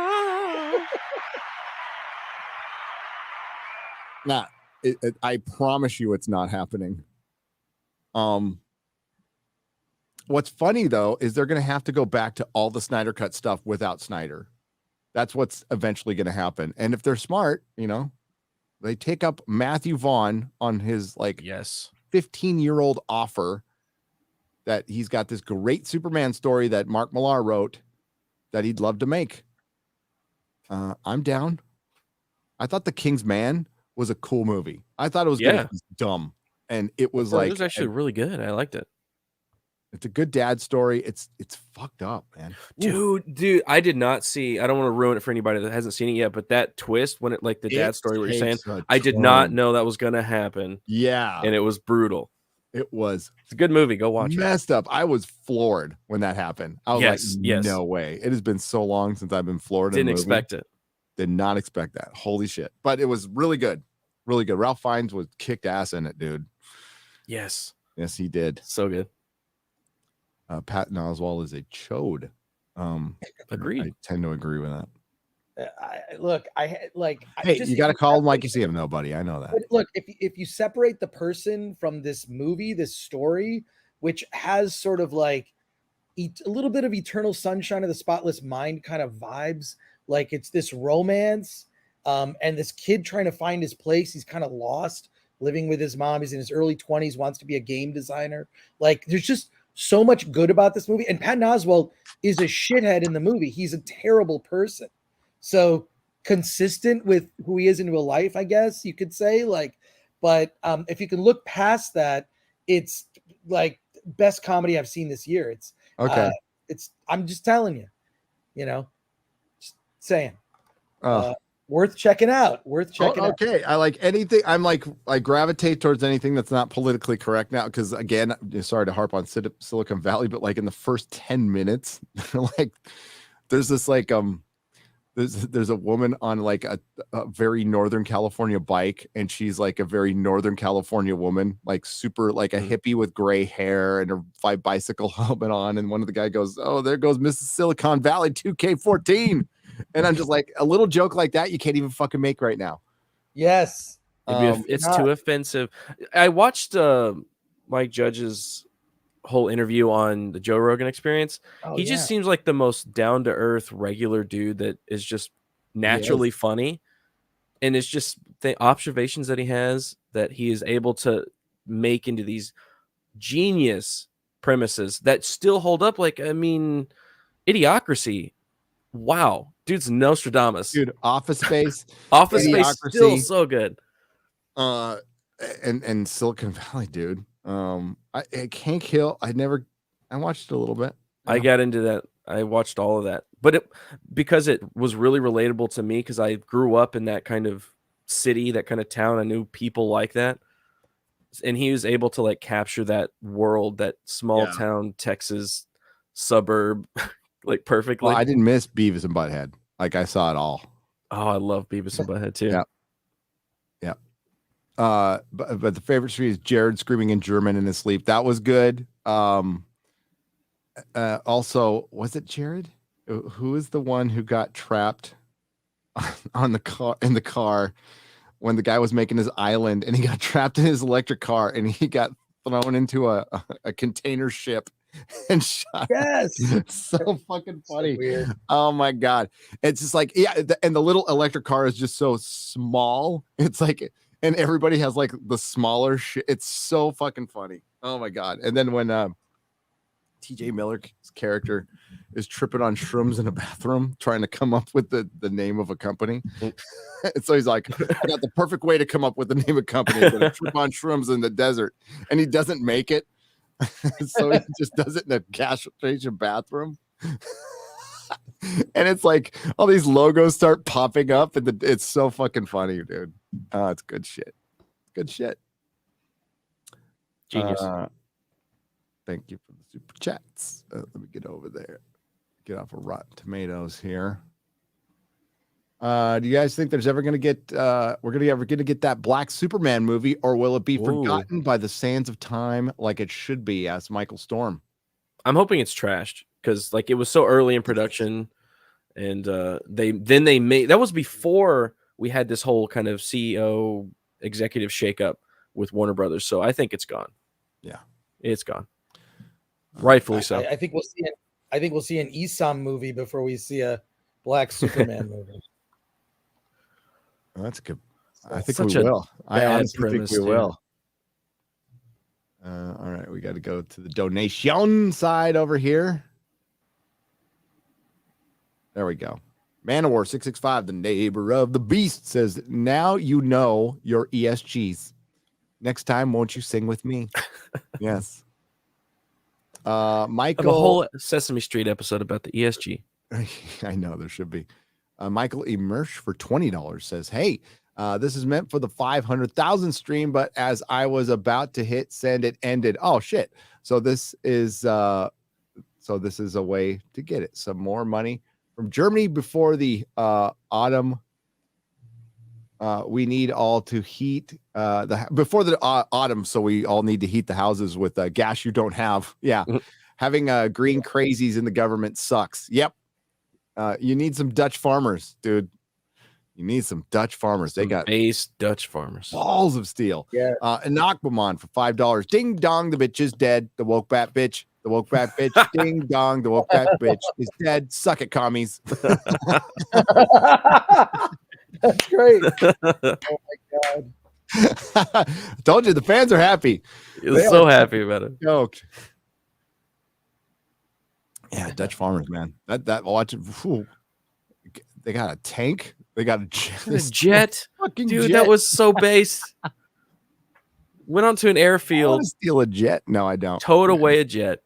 Yeah, I do. Brilliant. A little bit. Don't get too overhyped on Zaslav just yet. We just saw what happened with a contributor of near 4 decades and the whole Catalyst Games. Oh, Battletech. Yeah. BlackRock's pockets are still plenty deep. And their offshoot, Blackstone, which is nothing like BlackRock, by the way. Totally different things. Now we just have to outlast their disposable income. Yeah. Did you know Blackstone invested $30 million into Will Smith and Jada Pinkett Smith right before the slap? Because I remember reading it in Variety. Interesting. Weird. Dragonworn for $10. Apparently, Marvel is embarrassed of the MCU moniker. They hate it. They hate it. And I love that. So there you go. Keep saying MCU. It really bothers them. It really, really bothers them. Well, they invented it. I didn't invent it. I didn't go out in an interview in 2018 going, we need to have more women than men. Why? Because. Okay. So then they did it. And in my last Marvel video, I don't know if the count is exactly right, but I'm going to go off the top of my head here. They have 8 new male characters and 23 new female characters. Oh my god. Weird. Insane. Must she movie. And then they said must she TV. Must she TV. How can we not call it the MCU when they call it when they say must she TV? It's like, oh, it's so perfect, man. I'm feeling a little vindicated right now. Okay. They're trying to make us money. Saw the trailer for Juan Solo. Chris is right. Looks like production money was spent, but apparently not a blaster prop since it looks like the guy is carrying an AK-47, which Az pointed out. Maybe the Empire should try to ban assault weapons like Trump did. Oh, wait. Yeah, I don't know if it was an AK-47 or not, but it's the same trailer as Rogue One, except it has Squid Game music going. Bum, bum, bum, bum, bum, bum. Codename 01 for $10. Nerdrotic, I know your channel leans more comic fantasy, but can we get a Renew the Orville? The show is one of the few that doesn't force or correct answer or make characters stupid. So, and approved character can be better. Sorry, it's tough to read these fucking donations because they break up actual words. Like it says CN and then they cuts it in separate half. the N. So can is separated, and I can't read anyway. So it's harder for somebody who can like seriously barely read. Yeah, like when I'm finished watching it, I'll talk about it. I think it's good. I think it's fine. It's got I think it's the second most viewed thing on Hulu. But I don't think Hulu's going to be fine. And them moving Orville to Disney Plus, I think is a sign that it's going to live on. Because it was the Hollywood Reporter that suggested that that Disney let go of Hulu. They have a stake in it. They're not finished paying. They have to pay like $25 million next year, and they could just forego that payment, let it go default, and let it go to the other company. Because who else owns Hulu? Chris, it was Fox. There's NBC, minority right? stake, Wasn't it by Paramount maybe or somebody? I don't remember. I'm not as It's up two on other the companies. Yeah. Two other companies have a minority share that they'll have the opportunity to buy the whole thing, and it probably could save Disney some money. So that's probably what's happening. So they're going to get rid of Hulu and just put rated R shit on Disney Plus, because they're going to have to, because like Warner Brothers. Well, they already are. Yeah, HBO Max. I mean, it's a better stream. Like it's for content. It's better streaming service. Like the quality of they need to get their shit together on that. Like, because it looks terrible. Like Netflix. Gary, did you speaking of Hulu, did you hear about this movie called Not Okay? Yes. Did you? Okay, I just messaged you so I started watching it, and because I'd seen the trailer, I thought, oh, this looks really funny. It's about social media influencers and cancel culture, and it's a comedy about that. But there's a warning on the beginning of the movie. Oh, geez. Yeah. Trigger warning. You got to see what the warning is. I just DM'd you on Twitter. I took a photo of that. Oh, I know what you're talking about, but maybe Garrett doesn't know. Basically, I don't. Basically, what it says. I mean, I can read it to you. It says, okay, warning, this film contains flashing lights, themes of trauma, and an unlikable female protagonist.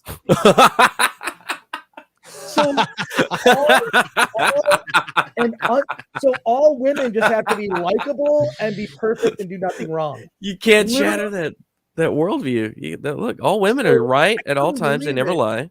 I couldn't believe it that was on the trigger warnings have just gotten stupid. I get flashing lights. That makes sense. People have epilepsy. I guess it has issues, but the trauma and unlikable female protagonist. How ridiculous is that? They need to put that in front of Rings of Power.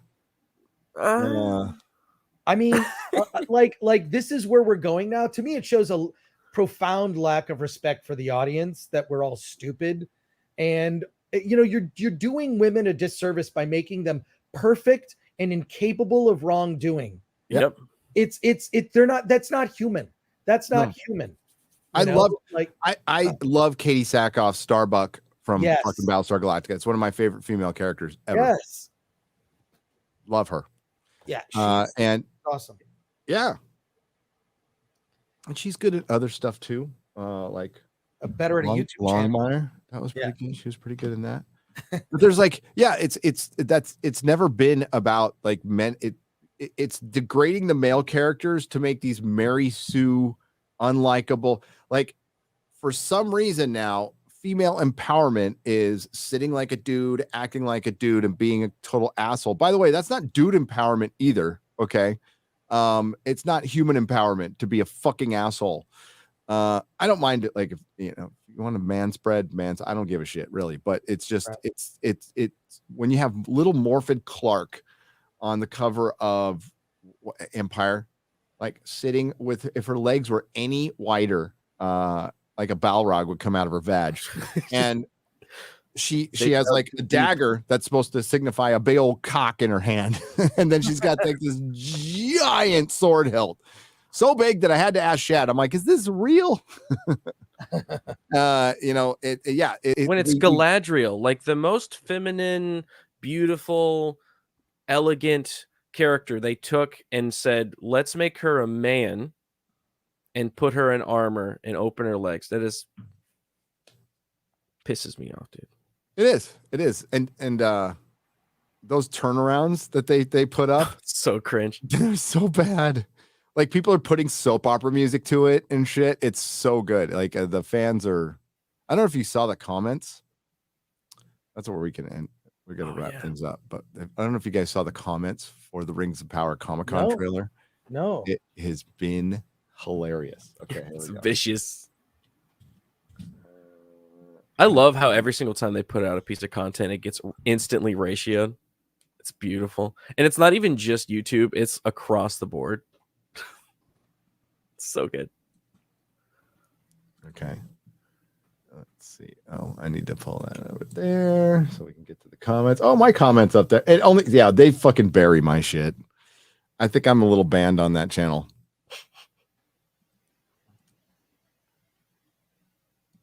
I think I'm a little bit banned on this channel. It's like, I only got 18 likes. My shit was better than 18 likes, but whatever. That's all right. I'm not hurt. Not bitter, but we'll go that. The part where Sauron talks to his daughter's kidnappers on the phone and says, "But what I do have is a very particular set of rings. Gives me the chills every time. So true to the lore that J.R.R. Martin created." Like, and it's just comment after comment. Like okay, I'll put mine. The part Galadriel and Muriel jump into a 1977 Trans Am with Elrond following in an 18-wheeler with Nori Brandyfoot while Nori Brandyfoot sings Eastbound and Down had me believing Tolkien lives again. I'm drowning in my own literal butterfly tears. So powerful. The part where Legolas says, "Hello there," was truly the most powerful moment in cinematic history.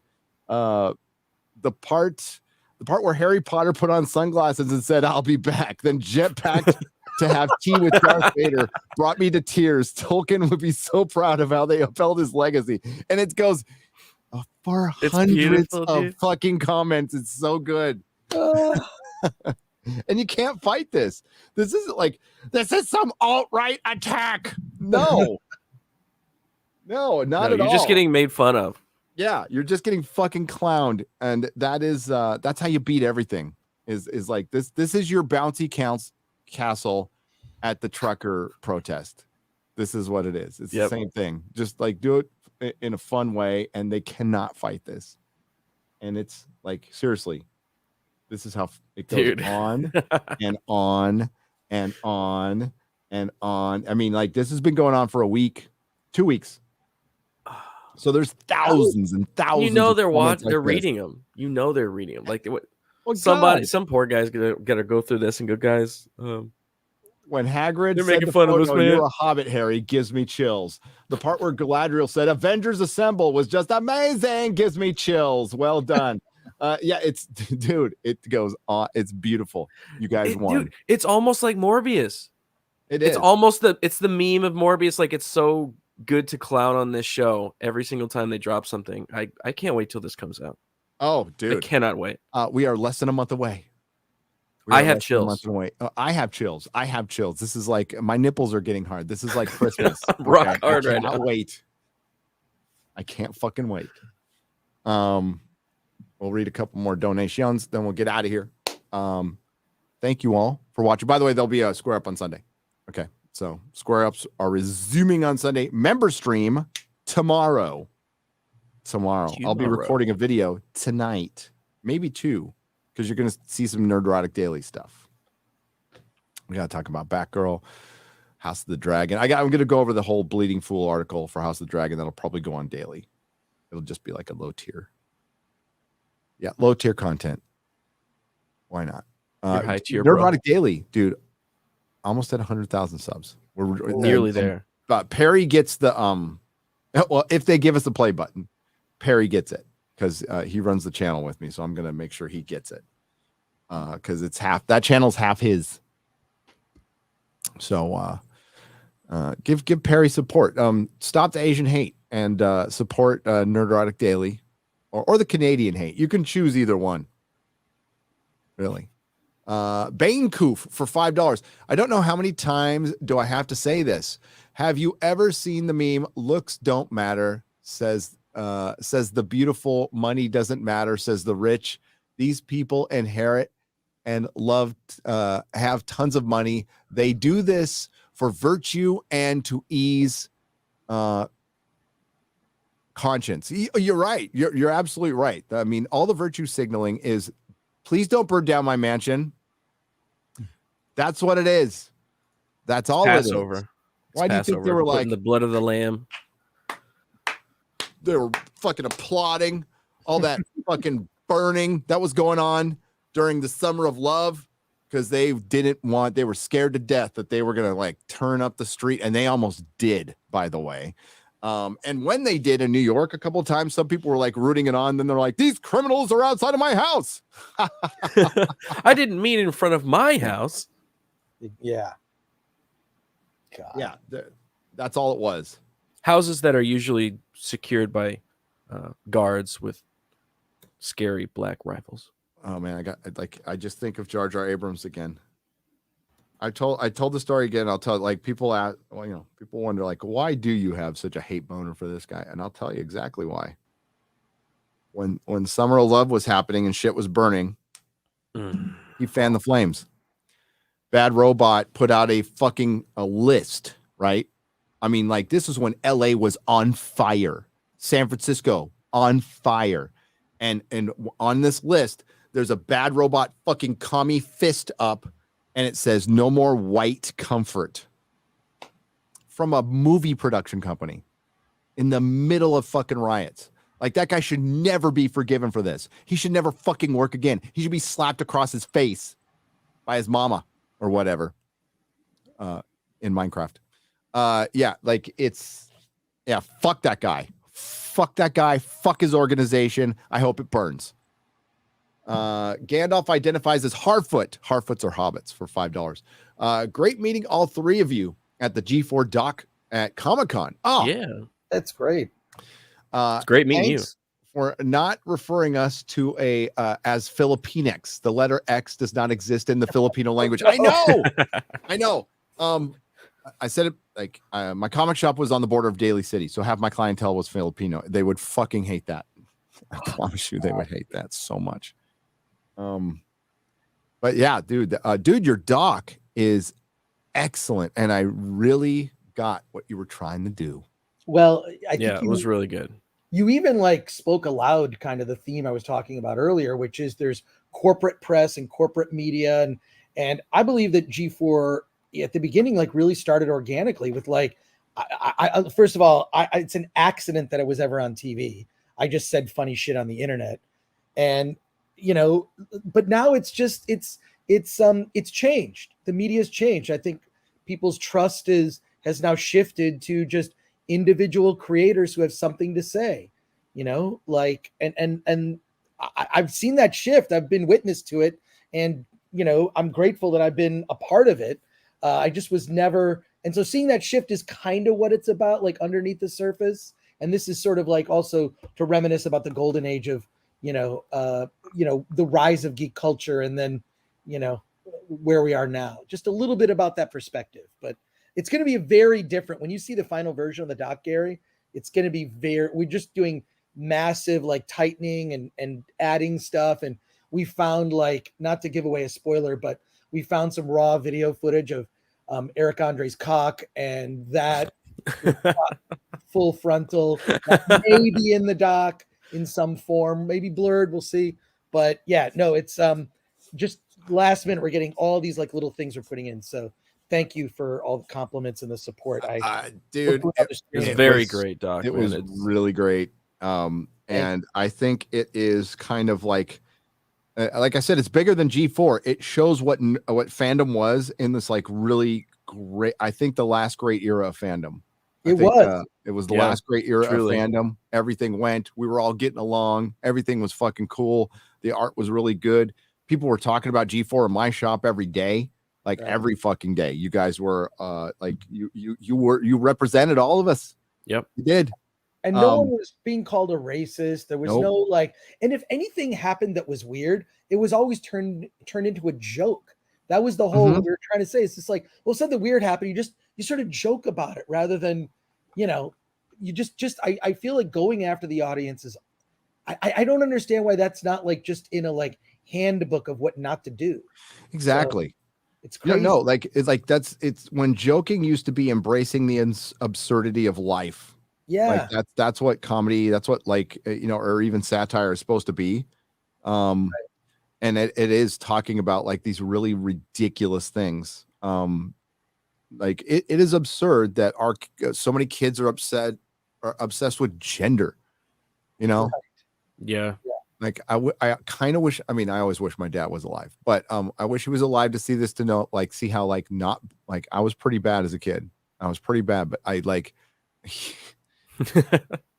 the maddest he ever got at me, and I'm counting going to fucking prison, was getting an earring. Getting an earring. Oh my He God. was so fucking pissed. Yeah, Not my boy. Yeah, it's like, hey, Dad, at least I didn't chop my dick off. See how bad it could be. See, Yep. I have a whole thing in my Twitter drafts of like just tweets that I may or may not send out one day.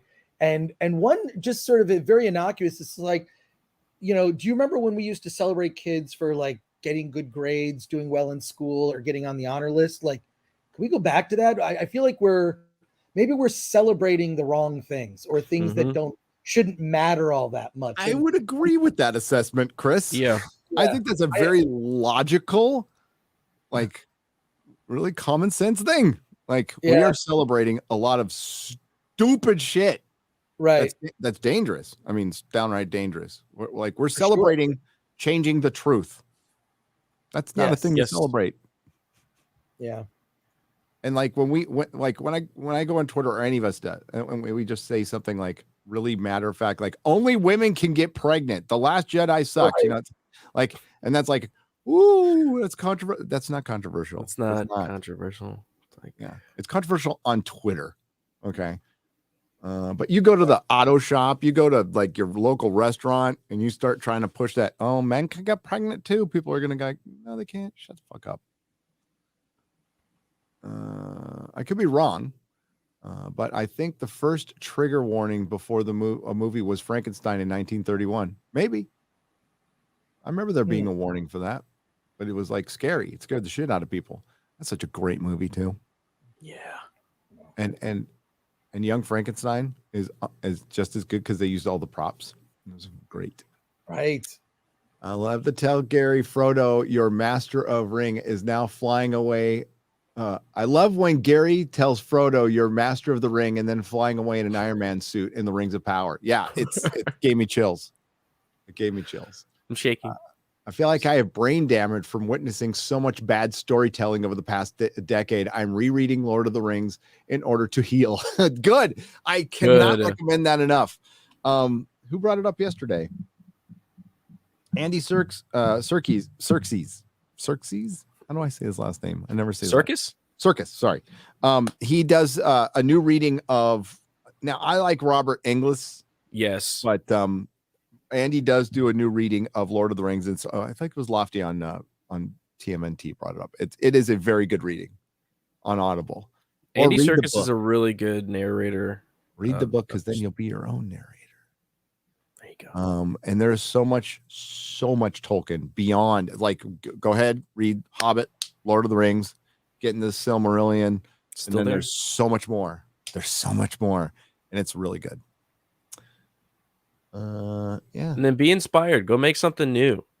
Like all these things that we love were inspired by people that were inspired by things that they loved. So go make something new. Thorlax attacks for $5. Well, I am no longer in California. I am in Texas now. I am in San Antonio, Texas. Northern San Antonio, Texas. I moved away. Midwest here, California sounds like a dystopian hellhole. What the fuck? Constitutional carry in my state, free and safe. A lot of states are doing the constitutional carry thing now because it's legal. So I think it's a matter of the NRA or somebody going and suing each state, and then it becoming easier. I can't do it though, not yet. Rules are keeping me from doing that. Plan to change that soon though. My wife has an excellent gun collection though. Diversity and D&D for $20. Gary, I'm starting a channel looking at the leftism invading D&D. And that's been happening for a long time, since Hollywood started invading D&D. Journeys through the Radiant Citadel. I feel like Martin Sheen in Apocalypse Now traveling down the river into madness. Yeah, Hollywood. it's really bad. Shit. Yeah, such a good movie. Apocalypse Now, one of the greatest movies ever made. So great. All right, we're gonna wrap it up there. Thanks everyone. Again, we'll do a square up Sunday. Thanks to the Nerdrotics for being here. Thanks to everyone who left super chat and donation. You help keep the lights on. Chris Gore, please plug your wonderful channel and whatever future endeavors you have. My channel is Film Threat on YouTube. We review movies that are out in theaters. We also give you hot tips on good indie movies and bad films that you should avoid. So I got a couple of those this week. So actually, I'm going live in less than an hour by 1 o'clock on Film Threat for our show, Hollywood on the Rocks. So just subscribe to Film Threat, and thank you all, just everyone in the chat. Really appreciate people in the chat. The fact that they remembered Socialator. Thank you for that, chat. So appreciate you all.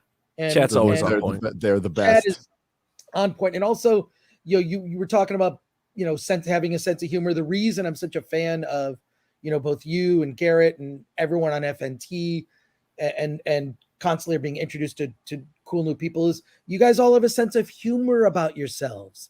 And to me, I don't trust anybody that doesn't have a sense of humor about themselves. You take yourself too seriously, I feel like you're not someone I can be friends with. So I just appreciate being able to hang out every Wednesday. And thank you again for having me on. Thank you. Thanks for hanging out with us.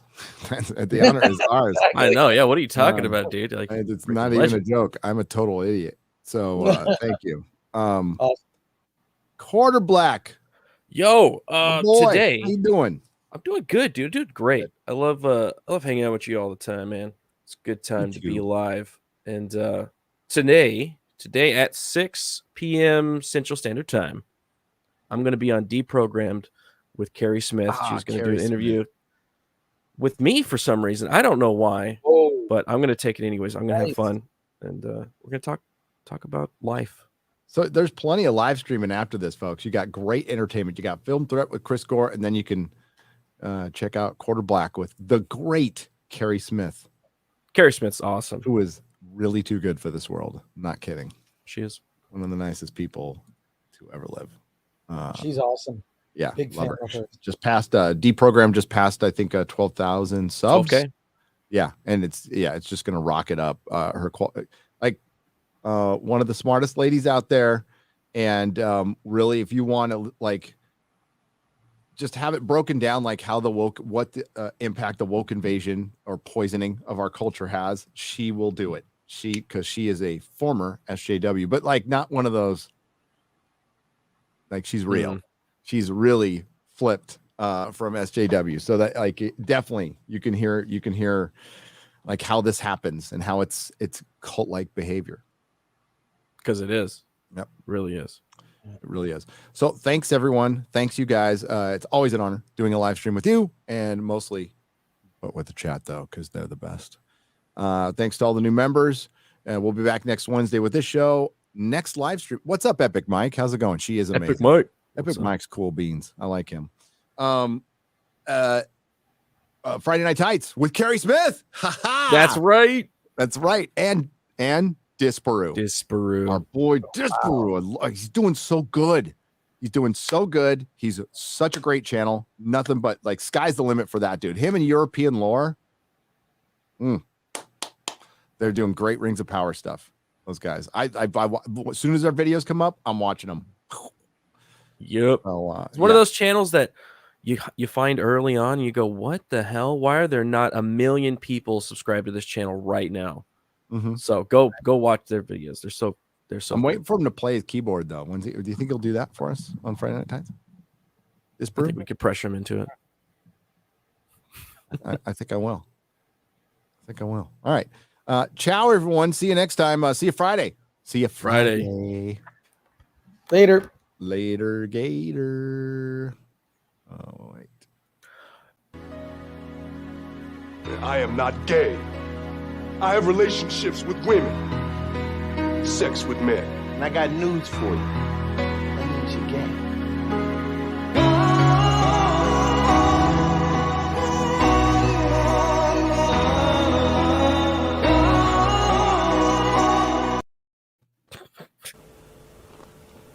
God damn, Gary. Some serious gourmet shit. What flavor is this? That's right, it's the all-hell medium roast private blend. Check out the Geek Grind Coffee Nerdrotic page for our other options like the Decadent, Feathers of Liberty, vanilla-infused flavored coffee. Or if you're looking for something darker, try the Dark Roast FNT blend of the Fellowship. You know what? Just buy all three. GeekGrindCoffee.com. Use discount code Nerdrotic. Huzzah! Nerdrotic.com. Do you wanna take a life? Do you wanna cross that line? Because it's a long way back from hell.